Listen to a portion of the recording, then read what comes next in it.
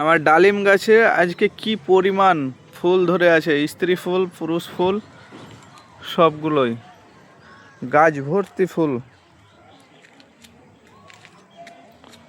পুরো গাছ ভর্তি,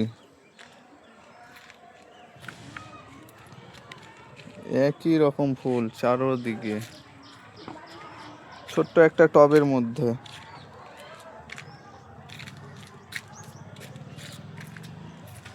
একই রকম ফুল, এটা নতুন এবার এসছে ফুল।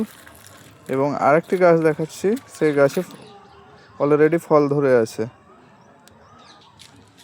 এই যে এটাতে ফল অলরেডি ম্যাচিওর হয়ে গেছে, এটাতে আবার ফুল নেই,